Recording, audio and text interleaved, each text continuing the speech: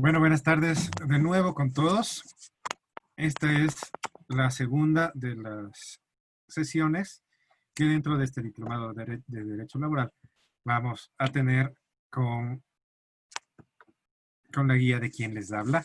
El tema que vamos a tratar el día de hoy es la modificación del contrato de trabajo. Para iniciar con el tratamiento de las modificaciones del contrato de trabajo, primero quiero que diferenciemos entre qué es lo que se puede modificar dentro de un contrato de trabajo, para que luego podamos ver a través de qué medios podemos realizar esas modificaciones. Y entonces, dentro del contrato de trabajo, vamos a identificar condiciones que son de trabajo y condiciones que son de empleo. Las condiciones de trabajo son aquellas que nos determinan la forma de trabajar. Entonces estaremos hablando del lugar donde trabajo, del horario en el cual voy a trabajar, de las directrices que me da la empresa para que realice mis funciones, etc. Mientras que cuando hablamos de las condiciones de empleo, vamos a hablar de algo más importante, de algo más trascendente, es decir, de aquellas condiciones del contrato de trabajo que le llevan a la persona a contratar, que le llevan a las partes a determinar cierta modalidad contractual.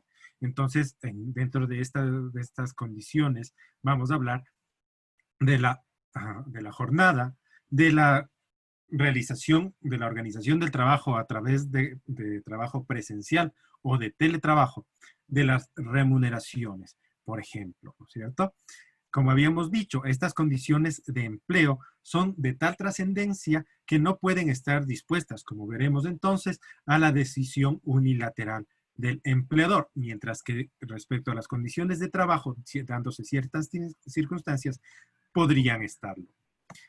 ¿Cómo pueden modificarse las condiciones de trabajo?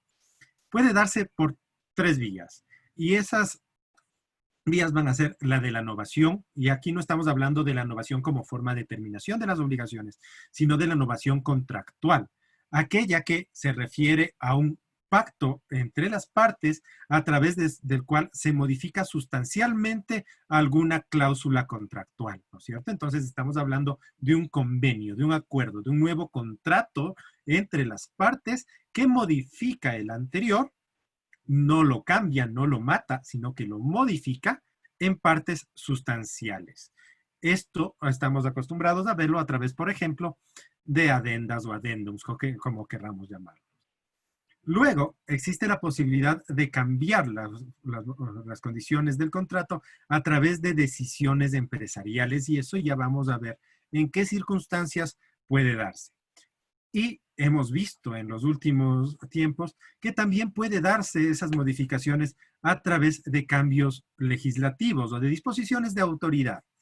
Por ejemplo, en las circunstancias dentro de esta emergencia sanitaria que vivimos, cuando a través del Acuerdo Ministerial 76 del año 2020 se dispuso que las relaciones laborales se realicen a través de teletrabajo. Y claro, al momento de realizarlas a través de teletrabajo, ya veremos en la siguiente sesión cuando hablemos específicamente del teletrabajo, pero al disponerse que hay este cambio, se hizo incluso un cambio dentro de condiciones de empleabilidad, es decir, de algo bastante importante, bastante trascendente dentro de la relación laboral, al cambiar el trabajo presencial por trabajo a través de medios de la comunicación y la información fuera de nuestro centro de trabajo. Ya vamos a ver en la siguiente charla por qué esto es tan importante. Pero para lo que importa a estas modificaciones contractuales, sabemos entonces que pueden darse a través de cualquiera de estas vías, por el acuerdo de las partes de innovación contractual, adenda o adendum, como quieran llamarle, por decisión empresarial o por cambio legislativo. Respecto al acuerdo entre las partes para modificar las condiciones de trabajo, no tenemos ninguna duda, ¿no es cierto? Se trata precisamente de la voluntad de las partes que a través de una oferta y una aceptación consensan en hacer algún cambio. Pero cuando estamos hablando de un cambio unilateral por parte del empleador, entonces sí pueden surgir ciertas dudas. La jurisprudencia, sin embargo, no solo en nuestro país, sino a nivel mundial y también en la nuestra, nos habla del ius variandi. ¿Y qué es esto del ius variandi? Es el derecho, la facultad que tiene el empleador basada en su derecho de control, basado en esa dependencia y subordinación que existe dentro de la relación de trabajo, de organizar el trabajo de forma que pueda ser efectivamente realizable. Y entonces el empleador va a tener el derecho a modificar ciertas condiciones de trabajo, siempre de trabajo, no de empleo, siempre de trabajo, a través de su voluntad.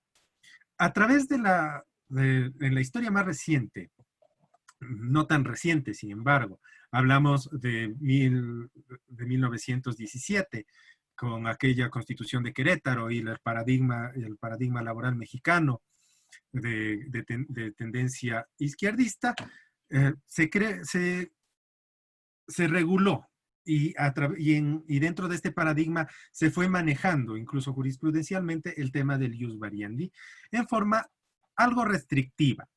En legislaciones algo más modernas, como las europeas a partir del año 2008, en que empieza a generarse un nuevo paradigma que lo conocemos como flexiseguridad, el cual flexibiliza condiciones de trabajo y refuerza condiciones de seguridad social. Se ha tratado también este tema del ius variandi en una forma más amplia y más libre, tratándolo como una decisión empresarial, que es en realidad la naturaleza de esta figura. ¿No es cierto? Entonces, ¿qué va a pasar con este derecho del empleador? Que el empleador, a través de las necesidades de producción, las necesidades económicas, necesidades técnicas, necesidades organizacionales, va a tener la necesidad de realizar ciertos cambios al contrato de trabajo. Pero para que esos cambios sean lícitos, tiene que cumplir con ciertas condiciones. En primer lugar, vamos a ver que va a estar limitado en ciertos temas. Por ejemplo, en cuanto a la movilidad geográfica, estoy hablando entonces del cambio de domicilio, del cambio de lugar de trabajo, ¿no es cierto? Movilidad geográfica. Cuando hablamos de la movilidad geográfica, la jurisprudencia nacional, en casos, por ejemplo, como el que siguió Pico versus Ambasec, se ha determinado que para que no haya vulneración al derecho del trabajador y por lo tanto se pueda consentir ese cambio, debemos estar dentro de una misma ciudad. Puedo cambiarle entonces yo al trabajador para que labore dentro del distrito metropolitano de Quito, a un barrio o a otro, pero no podré yo cambiarlo a un lugar donde tenga que cambiar su domicilio, a otro cantón, a otra provincia, porque entonces estoy haciendo un cambio tan fuerte que cambia la sustancia del contrato y por lo tanto podría haber hecho que el trabajador no contrate dentro de esa relación laboral. Entonces, respecto a movilidad geográfica, vamos a tener este límite que nos ha fijado la jurisprudencia nacional al respecto. Respecto a movilidad funcional, es decir, respecto al cambio de trabajo, al cambio de actividad que podamos hacer respecto de los trabajadores, evidentemente existe norma expresa que en caso de que el trabajador proteste de este cambio, se puede dar por terminada la relación laboral con consecuencias indemnizatorias. Pero si es que el trabajador no realiza protesta respecto al cambio, ese cambio surtirá efectos y será ejecutivo al respecto. La movilidad funcional, sin embargo, debe considerarse también dentro de ciertos límites, puesto que ninguna persona está obligada a trabajar en un trabajo que no desea realizarlo y entonces está garantizado por un derecho constitucional, la libertad de trabajo. Y esa libertad de trabajo que garantiza además el derecho de las personas a tener una vida digna, un libre desarrollo de la personalidad, puesto que si yo no elijo en qué trabajo, definitivamente estoy limitando todos estos derechos constitucionales. Entonces, a mí no me pueden obligar el empleador a que yo cambie de funciones, ni siquiera tratándose de una movilidad funcional ascendente, es decir, a través de un ascenso, puesto que podría yo como trabajador considerar que no estoy preparado para ese cargo y optar por un cargo para el cual no estoy preparado también puede resultar vulneratorio para mis derechos, puesto que en algún momento puedo ser incapaz de realizarlo y por lo tanto resultar teniendo un visto bueno por falta de capacidad para el desarrollo de mis funciones, ¿no es cierto? En cuanto a la jornada laboral, habíamos dicho, esta también es una condición de empleo. Entonces, si es que a mí me contratan para laborar 5 días a la semana, mi empleador no puede, por su sola voluntad, decidir que ya no voy a trabajar 5, sino 6 días a la semana, o que ya no voy a trabajar de lunes a viernes, sino de martes a domingo. Si es que eso está pactado en el contrato, la única posibilidad de hacer ese tipo de cambios será por acuerdo, más no a través del ius variandi, puesto que al ser una condición de empleo, está fuera de las atribuciones que el ius variandi le da al empleador. En cuanto a los horarios, habíamos dicho, esta sí es una condición de trabajo, entonces sí puede ser modificada a través de decisión empresarial, pero siempre que no resulte en una modificación sustancial que pueda afectar en forma grave al trabajador. Entonces, por ejemplo, si es que yo tengo un trabajador que trabaja de 8 de la mañana a 4 de la tarde y por necesidades empresariales se decide cambiar de 7:50 a 3:50, no habrá una modificación lo suficientemente fuerte y por lo tanto estará dentro de los límites que permite un cambio a través de ius variandi.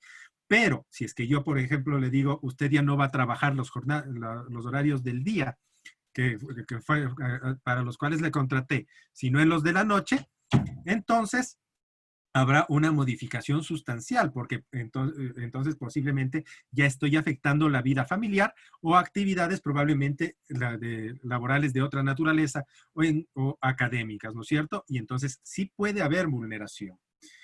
Lo mismo pasará, por ejemplo, si es que estoy hablando de un lugar bastante distante donde existen rutas a ciertos horarios y yo cambio el horario a una ruta, a un momento en que las rutas no van a ser accesibles para el trabajador. Por más que el cambio sea pequeño, existe una afectación sustancial. Este tipo de elementos puede hacer que las decisiones empresariales tomadas a través de este derecho puedan resultar ilegítimas, pero claro, siempre dispuestas a prueba al tratarse de una condición de trabajo y no de una condición de empleo.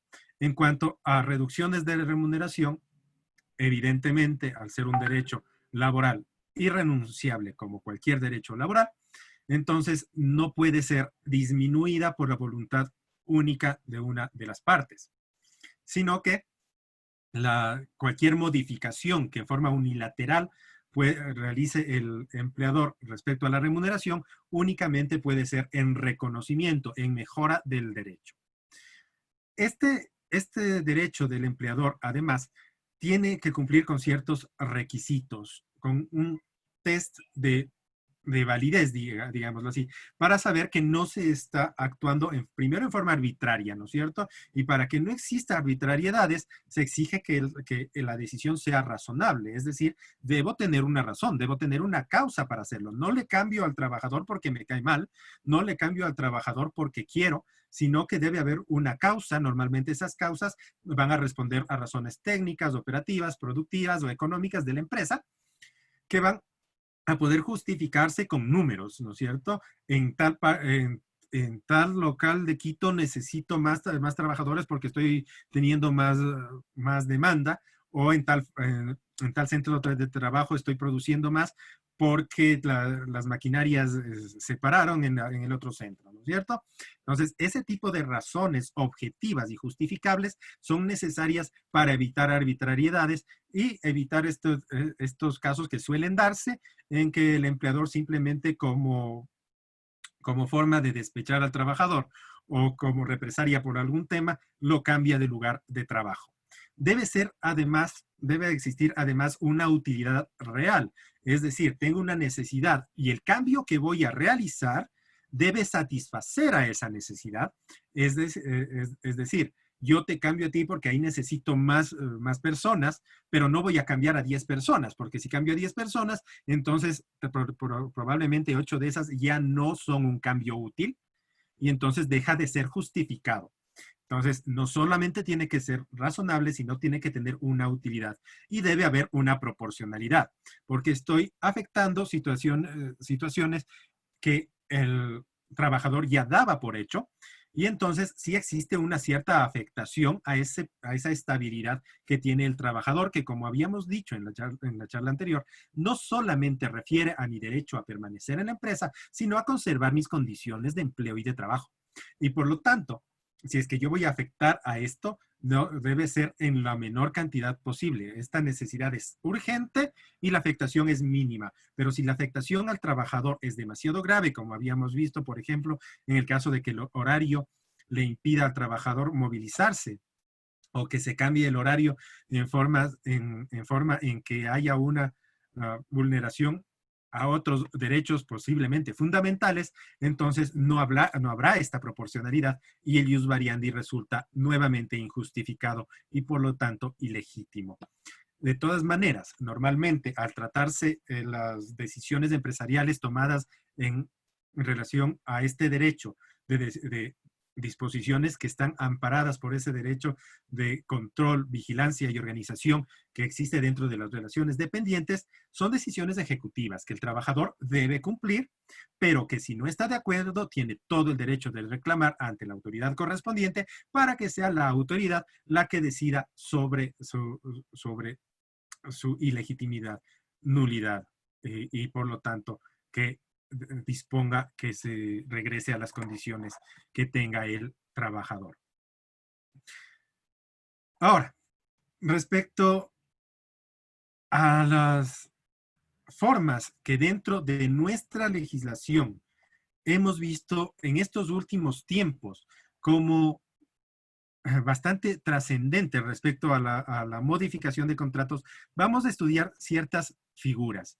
Y entre estas figuras, la primera a la que quiero referirme son los convenios para mantener el empleo, que constan dentro de la Ley de Apoyo Humanitario y que son una de las novedades, uno de los temas que más discusión causó precisamente en el desarrollo normativo de esta ley. En cuanto a su naturaleza, este tipo de convenios, precisamente como convenios, como contratos, se trata de novaciones contractuales que van a cambiar aquellas condiciones en las cuales se había contratado. Entonces estamos hablando de un cambio por novación. Siendo un cambio por novación, necesariamente va a ser consensual. Y al existir consenso, estamos hablando de que van a ser requisito que existan dos actos sucesivos y copulativos. Primero, una oferta. ¿Y quién puede hacer esa oferta? Cualquiera de las partes. Tanto el empleador como el trabajador pueden, según las necesidades que tengan, acudir ante la contraparte de la relación laboral y decirle, tengo este problema y por lo tanto necesito hacer este cambio.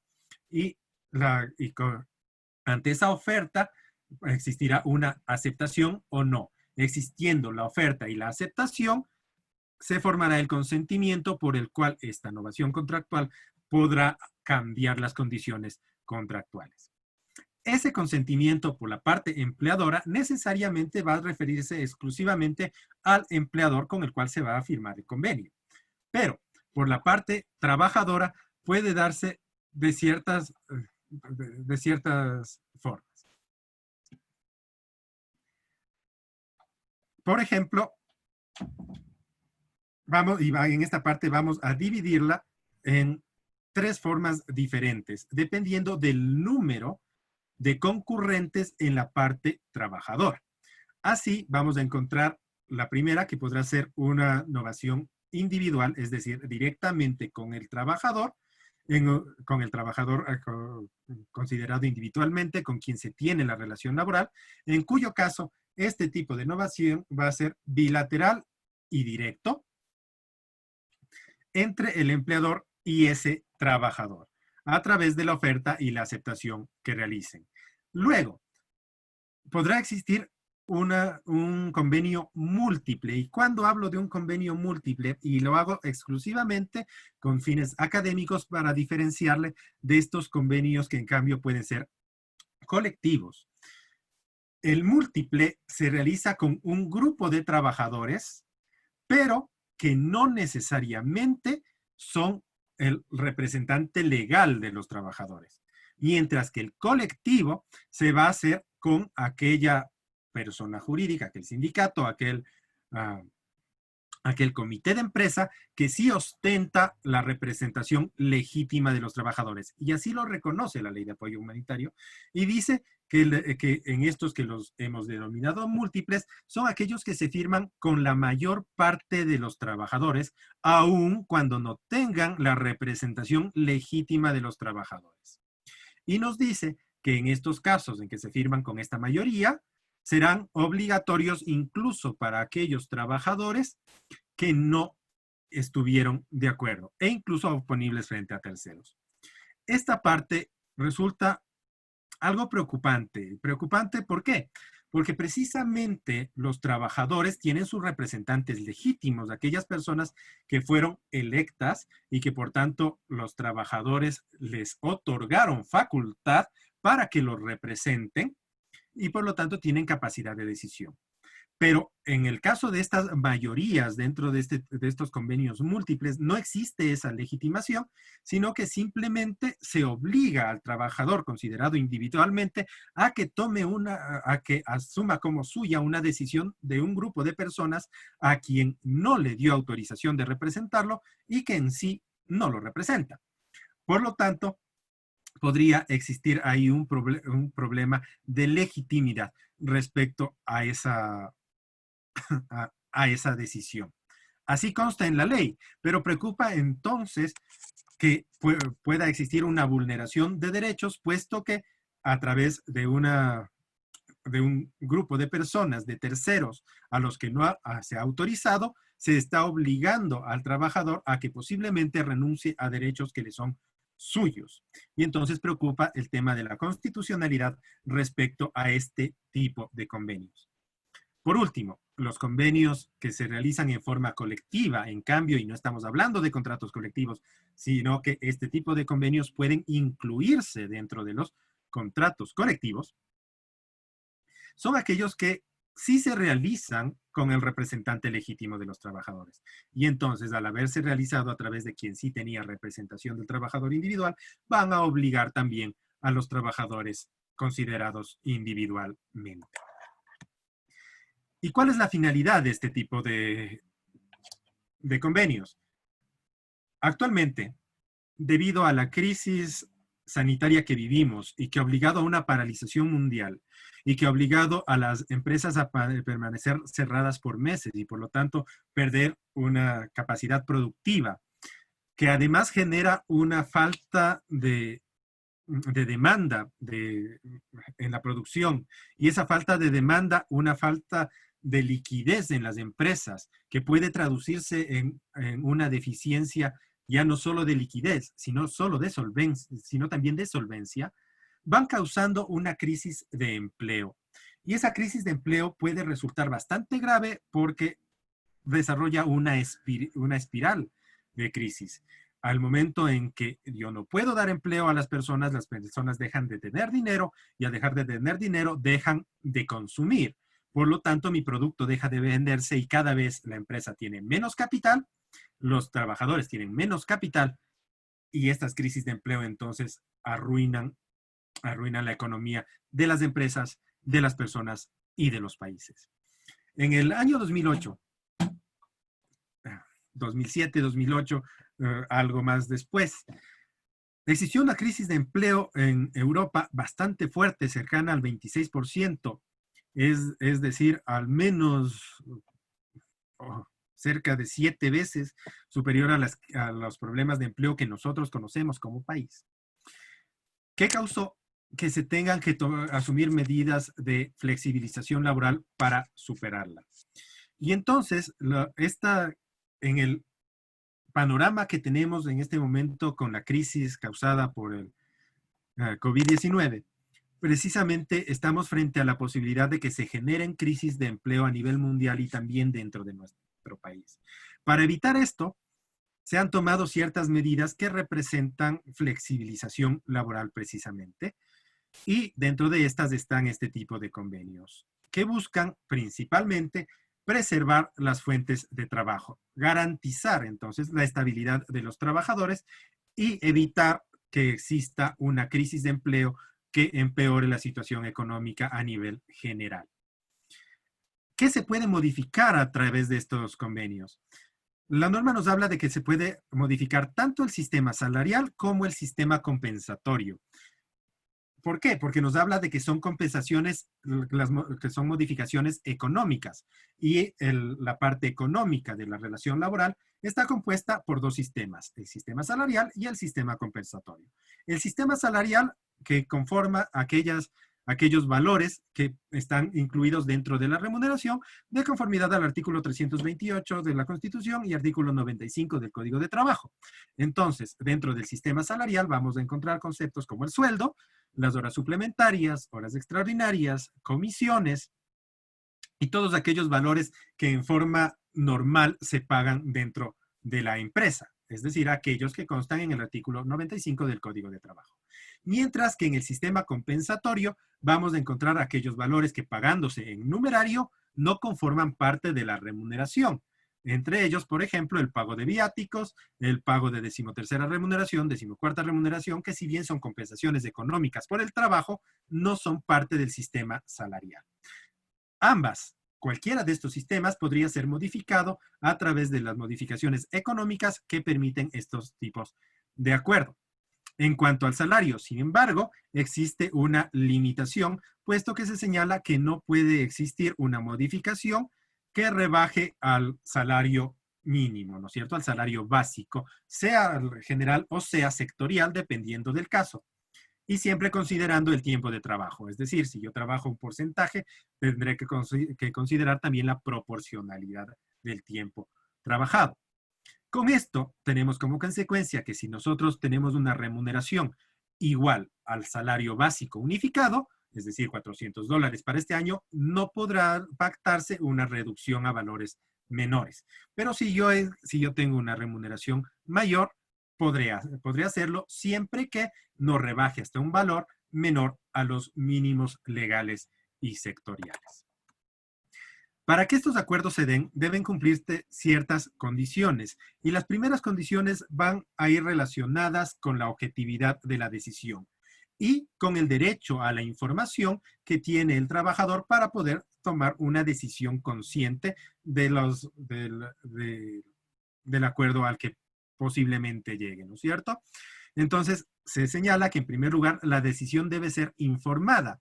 Pero esta información no es cualquier información, sino que es una información calificada, una información veraz y útil, completa e íntegra, en la que debe ponerse en conocimiento de los trabajadores tanto las necesidades que llevan a la empresa a proponer ese cambio, y esas necesidades basadas en sustentos verificables, por ejemplo, en los estados financieros, en la situación económica de la empresa.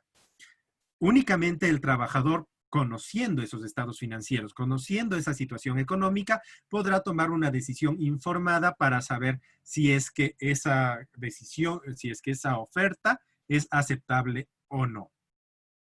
Ahora, una vez que se acepte esta oferta en forma informada a través de esa información completa, veraz e íntegra, deben darse ciertas condiciones respecto a la utilización de los recursos por parte de la empresa.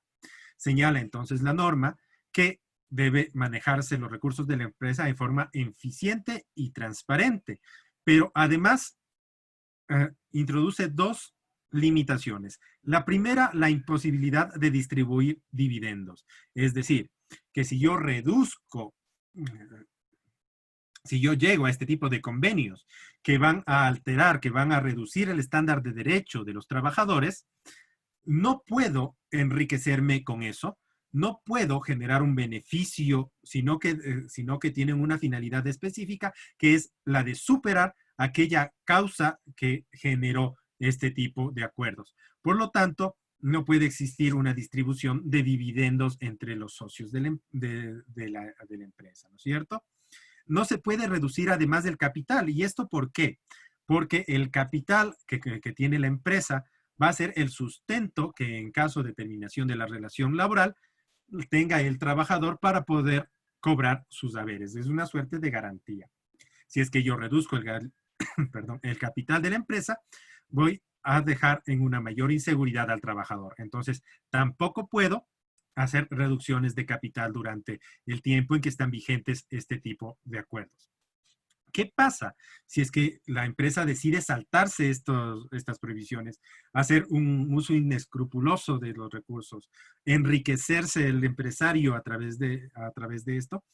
Pues que habrá una causal de quiebra, y esa causal de quiebra, además, con las consecuencias en cuanto a la posibilidad de que se inicie un juicio por el delito contemplado en el artículo 205 del Código Orgánico Integral Penal, es decir, referente a la quiebra fraudulenta, que precisamente puede ser sancionado con pena de 3 a 5 años de cárcel o en caso de que en caso de que se trate de una persona jurídica, además, con la clausura definitiva de los locales y multa de entre 50 y 100 remuneraciones mínimas unificadas. Es decir, que las consecuencias jurídicas atribuidas al incumplimiento del empleador respecto de estas garantías y de estas responsabilidades en el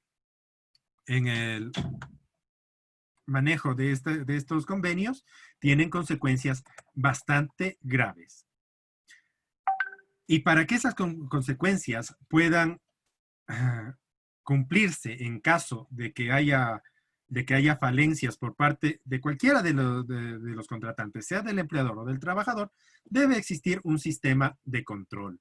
Y ese sistema de control viene dado, en primer lugar, por las exigencias que tiene el Ministerio de Trabajo respecto a que se informe de los acuerdos que se hayan suscrito. De esta manera, el Ministerio de Trabajo puede realizar un trabajo de inspección, de supervisión, tanto respecto a que se cumplan las condiciones normativas para estos acuerdos, como respecto al cumplimiento de las condiciones pactadas por las partes, ¿no es cierto?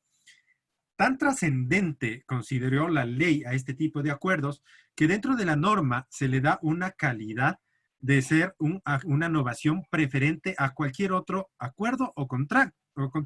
Y así en forma general lo dice la legislación. Entonces, entenderemos que los pactos que se realicen a través de este tipo de convenios van a ser jerárquicamente superiores al mismo contrato que fue modificado. Surge una duda, ¿y qué pasa con los contratos colectivos? Porque la norma no hizo una aclaración al respecto, sino que señala que será superior a cualquier otro tipo de acuerdo o contrato. Yo creería, como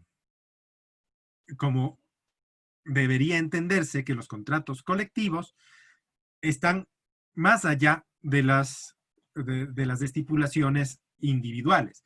Por lo tanto, no podría existir una vulneración a derechos consagrados en contratación colectiva a través de este tipo de convenios.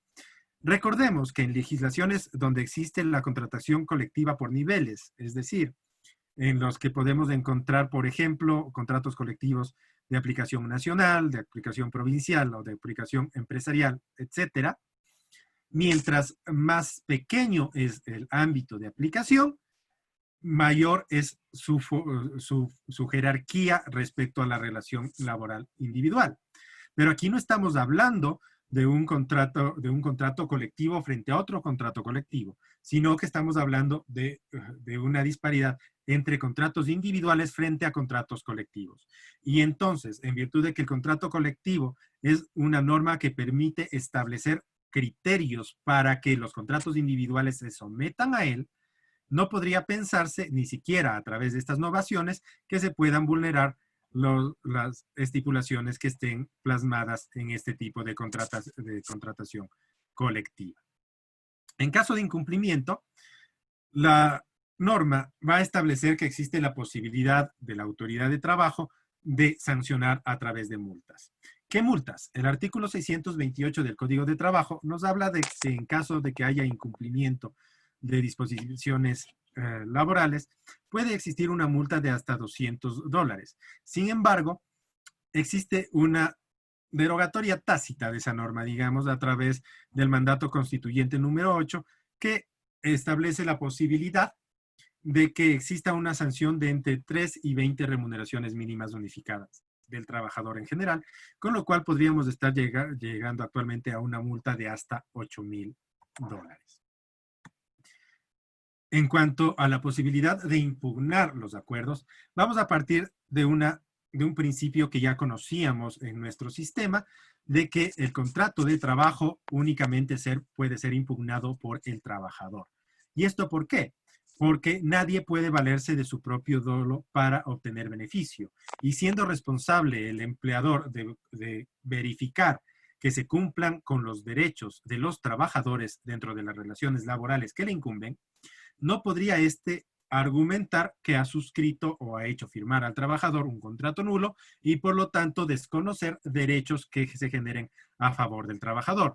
Por lo tanto, este tipo de convenios va a ser impugnable únicamente desde la parte trabajadora, sea porque exista vulneración de derechos legales, constitucionales, porque exista, por ejemplo,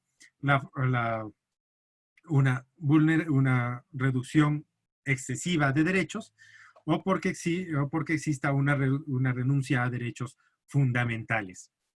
También se contempla la posibilidad de que exista una denuncia, una impugnación por parte de terceros, pero los terceros podrán hacerlo exclusivamente cuando estos convenios se hayan utilizado en perjuicio de los acreedores a través de un fraude que además, en caso de que constituya delito, podrá ser remitido a fiscalía para que se analice la posibilidad de iniciar un juicio penal sobre el tema. Notas especiales en este tipo de acuerdos representan lo que sucede en el caso de que se despida al trabajador. Y nos dice la ley que si se despide al trabajador dentro del primer año de vigencia del acuerdo, el pago de la remuneración, el pago de la indemnización se hará en base a la última remuneración realizada antes del acuerdo. Claro, esta norma está pensada en relación a que los acuerdos sean reductivos de derechos, es decir, a que se baje la remuneración del trabajador. Si entonces la remuneración del trabajador se ha reducido y se le despide dentro del año siguiente a la vigencia de la ley, se deberá cancelar la indemnización con la remuneración última completa percibida por el trabajador. ¿Qué pasaría en el año posterior? Porque recordemos que estos contratos tienen una duración de un año y además tienen una posibilidad de renovación, pero no necesariamente se van a firmar el mismo día que se promulgó la ley. Y entonces probablemente desde la firma hasta que se termine el contrato por esta vía de despido, exista un periodo largo de desprotección al respecto en los contratos laborales. Es un error legislativo el haber señalado que este tipo de protección se dé exclusivamente dentro del primer año de vigencia de la ley, puesto que primero, aun cuando hubiesen sido firmados los contratos en el mismo día, existiría todavía un año de desprotección. Y si es que fueron posterior, sería aún mayor el periodo de desprotección. Debemos considerar entonces que si la intención del legislador era que se evite la pérdida de empleo, debió darse una protección fuerte, incluso a través de indemnizaciones, de forma en que se busque precisamente esa protección al empleo. Pero eso no se logra a través de esta norma especial en la forma en la que se ha planteado en cuanto al despido. Y por último, en esta primera figura respecto a las modificaciones, en caso de que insista imposibilidad de acuerdo, es decir, si la empresa tiene la necesidad de realizar el acuerdo, y los trabajadores no lo aceptan, la empresa tiene la posibilidad de iniciar de inmediato un proceso de liquidación. Pero claro, hablaremos entonces de un proceso de cierre de empresa y por lo tanto de la posibilidad de que los trabajadores deban recibir indemnizaciones por aquel cierre de empresa. La siguiente figura de la que vamos a hablar es de la reducción de jornada. Y quiero que diferencien entre tres posibilidades de reducción de jornada que actualmente existen en nuestra legislación al mismo tiempo. La primera, la del artículo 47.1 del Código de Trabajo. La segunda, la de la Ley de Apoyo Humanitario. Y la tercera, la que está contemplada en el Acuerdo Ministerial 77 del Ministerio de Trabajo, referente exclusivamente a la crisis sanitaria por COVID-19. Cada una de estas se refieren a situaciones diferentes, puesto que la del artículo 47.1 del Código de Trabajo se refiere a casos excepcionales, entre los cuales sí se recoge los casos de fuerza mayor o caso fortuito, pero además los casos en que exista reducción de ingresos o verificación de pérdidas, por más que no vengan de una fuerza mayor o caso fortuito. Es decir, que la reducción de jornada plasmada en el artículo 47.1 del Código de Trabajo se refiere a un aspecto mucho más amplio, mientras que la contemplada en la Ley de Apoyo Humanitario específicamente se refiere a casos de fuerza mayor o caso fortuito debidamente justificados. Y la del Acuerdo Ministerial 77 del Código del Ministerio de Trabajo fue específica para el momento en que se creó para solventar el problema de la crisis con el COVID, ¿no es cierto? Vamos a hablar en primer lugar de la primera de ellas, la del artículo 47.1 del Código de Trabajo, que como requisitos tiene en primer lugar el ser un acto consensual. Estamos hablando nuevamente, en el caso de la del 47.1, de una novación en la que vamos a requerir la voluntad conjunta de ambas partes para que opere. Pero además vamos a necesitar una autorización del Ministerio de Trabajo, en el que para darla va a realizar un ejercicio de verificación de primero de que se cumplan esos casos excepcionales señalados por la misma norma y luego de que, en caso de requerirlo, se haga por parte de la empresa un plan de austeridad que le permita mejorar sus condiciones económicas y poder solventar aquellas causas que motivaron a reducir la jornada. Entre las condiciones de este tipo de reducción de jornada va a estar una duración que va a ser exclusivamente de 6 meses renovables por 6 meses más, es decir, una duración máxima de 1 año. Y una reducción que no podrá ser menor a 30 horas semanales. Es decir, que teniendo una jornada completa de 40 horas me podrán reducir a 39, 36, 35, pero como mínimo a 30 horas semanales, más una reducción menor a esta por las causas y con justificación normativa del artículo 47.1 del Código de Trabajo, será una reducción ilegal. Dentro de las condiciones, vamos a encontrar condiciones de protección parecidas a las que habíamos visto en los convenios, puesto que igualmente se prohíbe la repartición de dividendos entre los socios de la empresa. Además, en el caso de este tipo de reducción, las aportaciones se seguirán haciendo en base a las 8 horas de trabajo. En caso de despidos, nuevamente, como pasaba con los convenios, se utilizará la última remuneración completa del trabajador. Ojo, en este caso estamos hablando de una reducción que va a durar 6 y máximo 1 año, 6 meses y máximo 1 año. Por lo tanto, durante todo ese año, durante todo el tiempo de vigencia de la reducción, si es que se despide al trabajador, la indemnización deberá hacerse en relación a la última remuneración completa percibida.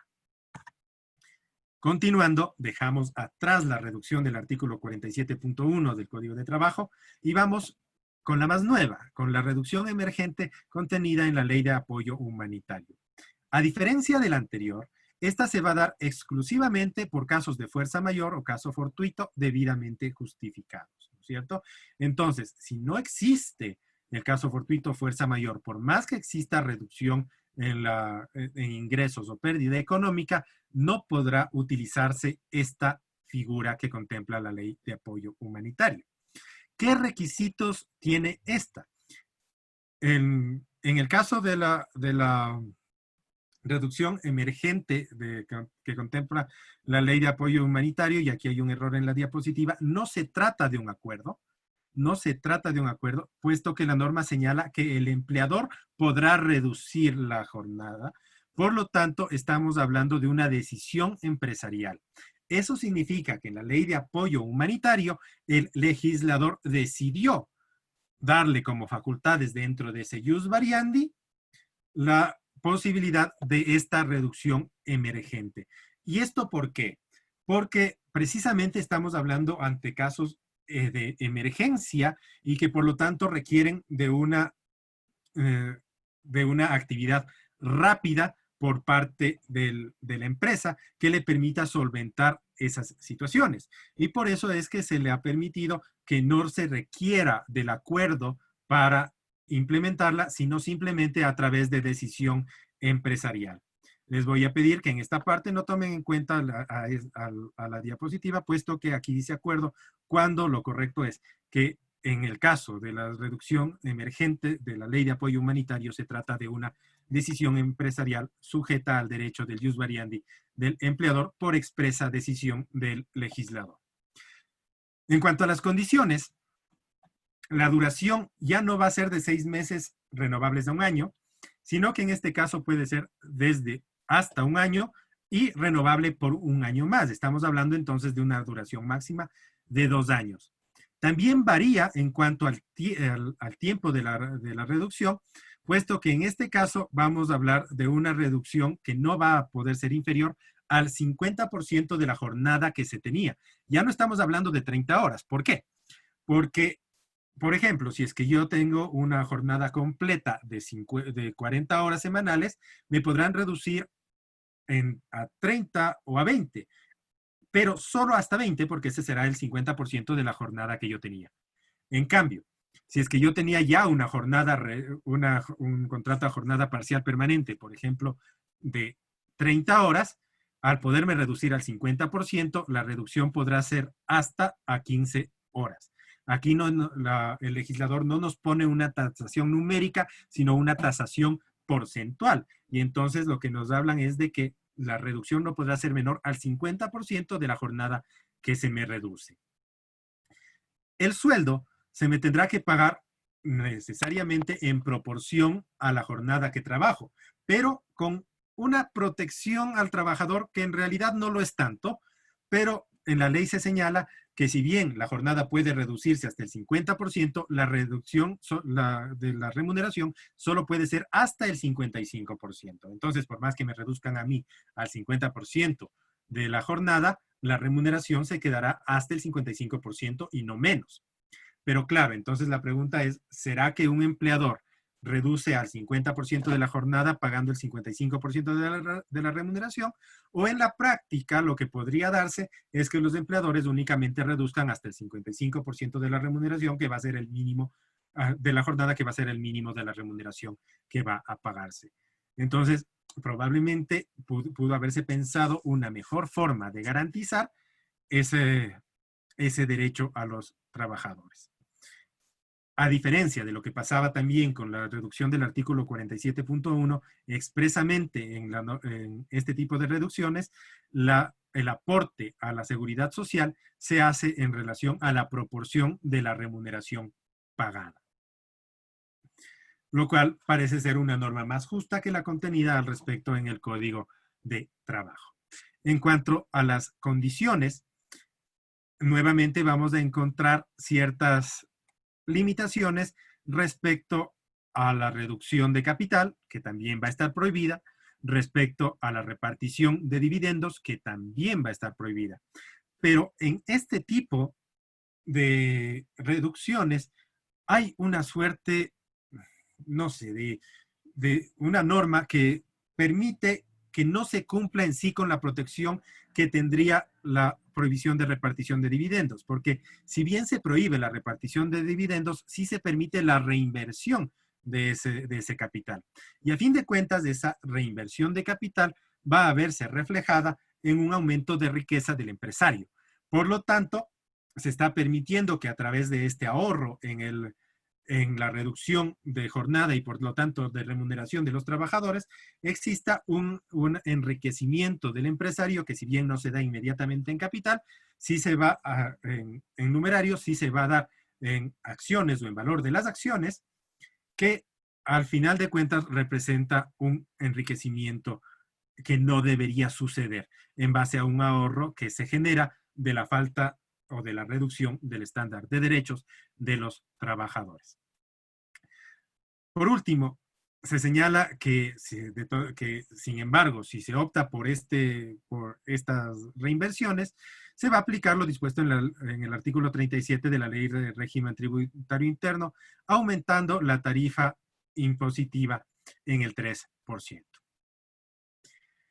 En cuanto a los despidos, nuevamente, si es que se despide al trabajador, mientras está vigente esta reducción de jornada, el pago de las indemnizaciones y bonificaciones se realizará en relación a la última remuneración que haya recibido completa el trabajador. Pero además, en caso de que la autoridad encuentre que puede existir una violación de derechos laborales, podrá estar dispuesto a las multas que, como habíamos visto anteriormente, por norma del mandato constituyente número 8, podrían representar una afectación económica en la actualidad de hasta $8,000 al empleador. En cuanto al control, para verificar que todas estas normas se cumplan, para verificar que no se rebase la duración, que no se reduzca en mayor proporción a lo permitido por la ley, o que se utilicen en forma correcta los recursos, debe existir un control por parte de la autoridad administrativa, la cual se va a realizar a través de los registros que al respecto realice el empresario, que debe notificar a la autoridad, poniéndole en conocimiento en primer lugar de que está aplicando la medida. En segundo lugar, de a qué personas está aplicando la medida. Pero al tratarse de una nómina, no puede quedarse simplemente en el enlistamiento de personas, sino que se debe informar al ministerio de las condiciones en las que se está realizando la reducción, es decir, en qué porcentaje se está disminuyendo la jornada y en qué porcentaje la remuneración. Eso respecto a la reducción que consta en la Ley de Apoyo Humanitario. Refirámonos ahora entonces a aquella que fue ingresada a la legislación ecuatoriana por el Acuerdo Ministerial 77 y que como finalidad tiene específicamente el afrontar la emergencia sanitaria que fue declarada por la crisis que tenemos hasta el momento causada por el COVID-19. En este tipo de modificaciones que también van a ser a través de acuerdo, entonces podemos notar que tanto la del artículo 47.1 del Código de Trabajo como la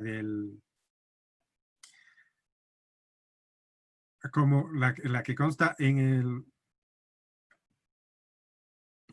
los acuerdos ministeriales van a ser a través de acuerdos.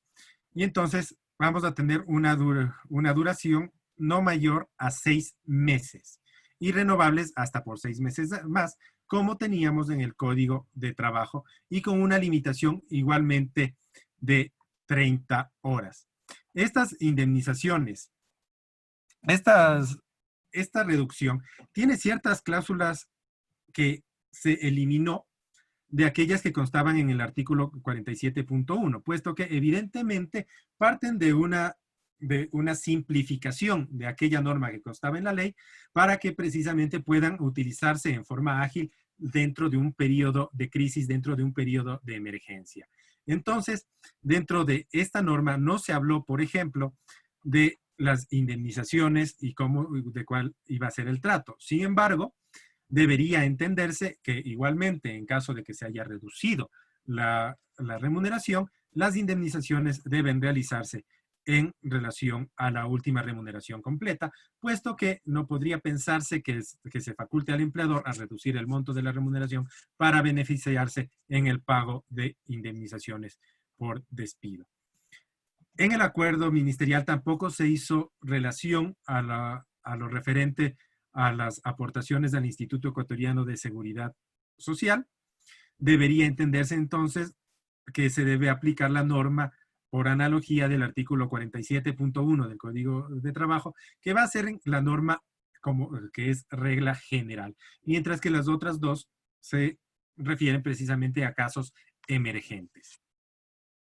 Las mismas limitaciones respecto a división de dividendos y, claro, en cambio, en cuanto a la implementación, necesariamente estas medidas van a tener que recibir un control por parte del Ministerio de Trabajo. ¿Para qué? Para que la empresa no pueda realizarlas en forma arbitraria. Es decir, si es que yo soy un empleador al que no le afectó la crisis, hablemos, por ejemplo, que estoy dedicado al ámbito de las farmacias y entonces no sufrí un desmedro en mi producción, sino probablemente un aumento en mi trabajo, no vaya a utilizar este tipo de medidas para vulnerar derechos de los trabajadores, sino que deben haber atrás de estas decisiones causas objetivas que las justifiquen. Hasta ahí las reducciones. Posteriormente tenemos el tema de la modificación de jornada de trabajo, que también fue contemplado por el artículo, por el Acuerdo Ministerial 77 del Ministerio de Trabajo durante la emergencia sanitaria y que tiene las mismas intenciones, ¿no es cierto? Precautelar el trabajo, precautelar la producción y precautelar la plaza de empleo de los trabajadores.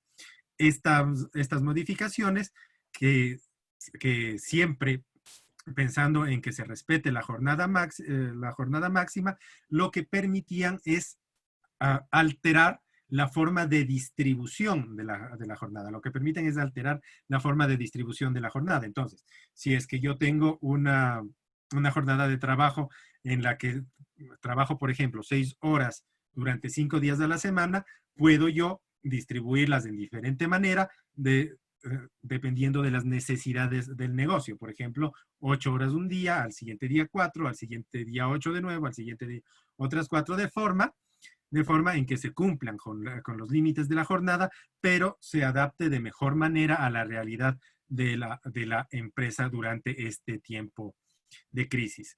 Esta modificación permitió incluso que se pueda utilizar trabajo en sábados y domingos, pero claro, este trabajo en sábados y domingos siempre basados en que exista una realidad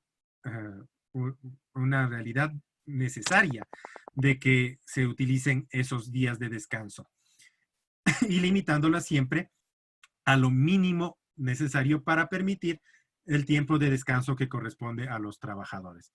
Entonces, podemos utilizar estos días cuando, por ejemplo, por la naturaleza del trabajo, no puedan detenerse una maquinaria porque, porque el costo de la detención de esa maquinaria sea demasiado alto, porque es decir, que exista perjuicios para la empresa o para terceros o para el interés de la ciudadanía. En esos casos puede utilizarse esos días. Entonces, esta modificación de la jornada lo que va a permitir es una redistribución de la jornada pactada entre las partes a través nuevamente de un acuerdo entre empleador y trabajador. En cuanto a la prolongación de la jornada de trabajo, en cambio, constante en el artículo 47.2 del Código de Trabajo, en la cual se van a extender, va a tener un efecto contrario, se van a extender las jornadas de trabajo, también va a ser en caso excepcional y necesariamente atendiendo a la naturaleza del trabajo. No puedo yo extenderle la jornada de trabajo, por ejemplo, a una mujer que se encuentra en periodo de lactancia. No puedo yo extenderle la jornada de trabajo a límites superiores a los permitidos para trabajo en subsuelo o para trabajos para adolescentes, ¿no es cierto? Que tienen una limitación menor. En todo caso, esta ampliación de las jornadas lo que busca es que siempre que se cumplan con el máximo de la jornada semanal, se puedan ampliar las jornadas diarias, pero esas jornadas diarias hasta el límite que establece la norma del artículo 47.2, que nos dice que máximo puede elaborarse hasta 10 horas al día.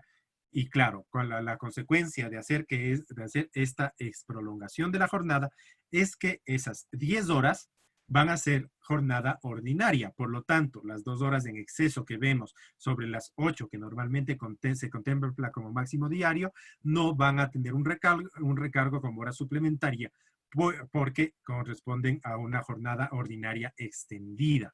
Existe, por lo tanto, la posibilidad de una afectación a derechos del trabajador y, por lo tanto, también una forma de modificación de condiciones de trabajo que debe ser controlada administrativamente en las formas que ya habíamos revisado respecto a las otras medidas. Esta distribución, entonces, casi necesariamente, aunque la norma nos pone como una posibilidad, va a ser irregular. ¿Por qué? Si yo tengo una jornada máxima de 40 horas semanales repartibles en máximo de 10 horas, puedo yo hacer que trabaje 10 horas durante 4 días, pero también podría hacerlo en forma irregular 10, 8, 10, 16, 10, 4, en forma en que se cumpla con el máximo semanal, pero también con el máximo diario extendido.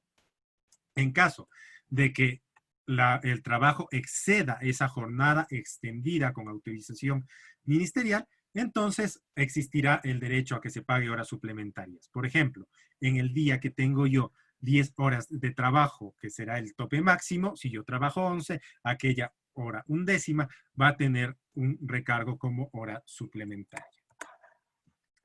Hasta ahí llegamos con este segundo tema y nos falta ver todavía un tema más con el cual nos seguiremos viendo en la siguiente sesión. Les agradezco nuevamente por su atención dentro de esta segunda charla y segundo tema que me ha correspondido impartir. Con todos, una buena tarde.